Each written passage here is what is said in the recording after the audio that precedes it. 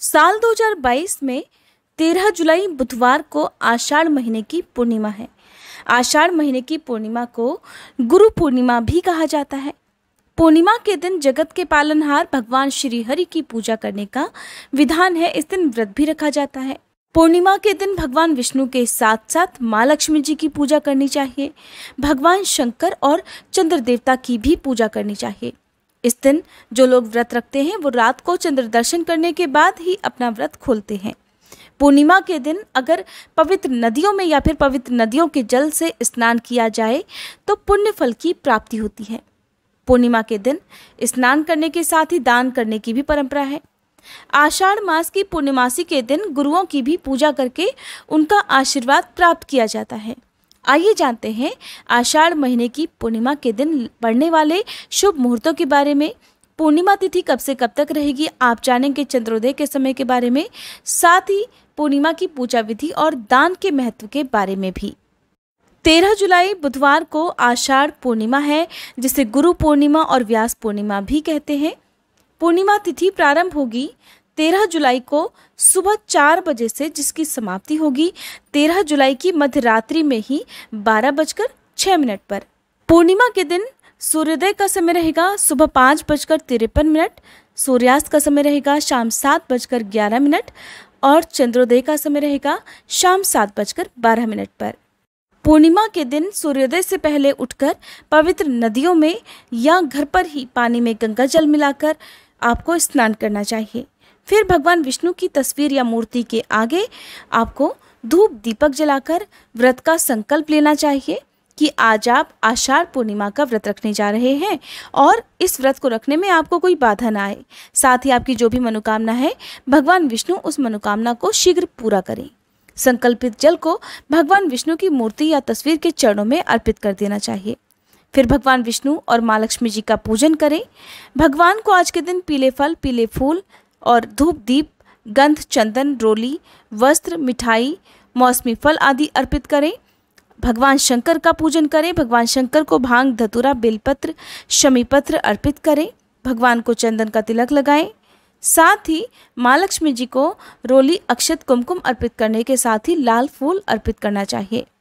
पूर्णिमा के दिन सत्यनारायण भगवान की कथा भी जरूर पढ़नी या सुननी चाहिए और इस दिन विष्णु सहस्त्र नाम का पाठ यदि आप खुद पढ़ पाएं तो अच्छी बात है, नहीं तो आप सुन भी सकते हैं, जिसका भी अत्यंत शुभ फल आज के दिन प्राप्त होता है। भगवान विष्णु को आज के दिन शाम के समय पंचामृत का, पंजीरी का या कसार का भोग लगाया जाता है, जिसमें तुलसी दल आप जरूर रखकर अर्पित करें। बिना तुलसी दल के भगवान श्री हरि अपना कोई भी भोग स्वीकार नहीं करते हैं। शाम को चंद्र देवता की पूजा करने से पहले एक बार फिर से आप अपने घर के मंदिर में पूजा करें और एक लोटे में साफ शुद्ध जल भरें। उसमें गाय का कच्चा दूध और रोली, अक्षत और लाल फूल डालकर चंद्र देवता को अर्घ देना चाहिए। लाल फूल की जगह आप सफ़ेद फूल भी चंद्र देवता को अर्पित कर सकते हैं। शाम के समय चंद्रोदय के बाद चंद्र देवता की पूजा करनी चाहिए। चंद्र देवता को अर्घ देना चाहिए। अर्घ देते समय ओम सह चंद्रमसे नमः इस मंत्र का जाप करते हुए अपनी ही जगह पर खड़े होकर 3 बार परिक्रमा करनी चाहिए। फिर चंद्र देवता को खीर का भोग लगाकर उसी खीर को प्रसाद रूप में ग्रहण करके अपना व्रत खोलना चाहिए। यदि आप इस दिन खीर नहीं खाते हैं तो आप मौसमी फल, मिठाइयों का भोग लगाकर उससे भी अपना व्रत खोल सकते हैं।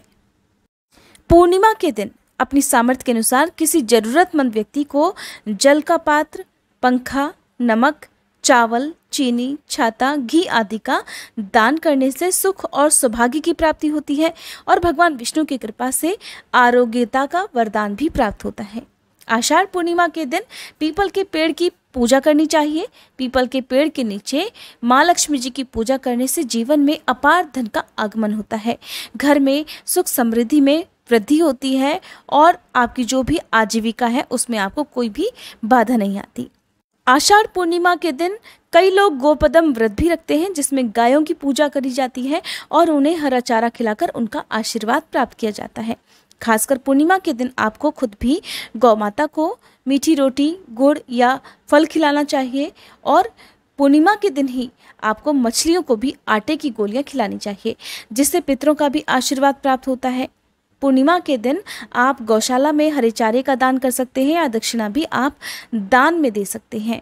साथ ही यदि आसपास गौशाला हो तो वहां पर आपको दीप दान करना चाहिए। ध्यान रहे कि दीपक आप सही दिशा में और सही तरीके से जलाएं। दीपक से होने वाला कोई भी नुकसान वहां पर नहीं होना चाहिए। आपको इस बात का हमेशा हर हाल में ध्यान रखना है। पीपल के वृक्ष की पूजा आप सुबह और शाम करें। पीपल के वृक्ष की जड़ में आप सरसों के तेल का दीपक जलाएं और अपने पितरों का ध्यान करें। आज के दिन किया जाने वाला दान पितरों को भी संतुष्टि प्रदान करता है, पितरों की भी कृपा प्राप्त होती है। अगर आप सुनना चाहते हो आषाढ़ पूर्णिमा की कथा या सत्यनारायण भगवान की कथा तो हमारे चैनल पर आगे आने वाली वीडियोस को आप जरूर देखिएगा। वीडियो अगर अच्छी लगी हो तो प्लीज वीडियो को लाइक करके चैनल को सब्सक्राइब करना मत भूलिएगा। और अगर आपने भी पूर्णिमा का व्रत रखा है तो आप कमेंट बॉक्स में बताइएगा कि क्या आप भी गोपदम का व्रत रखते हैं।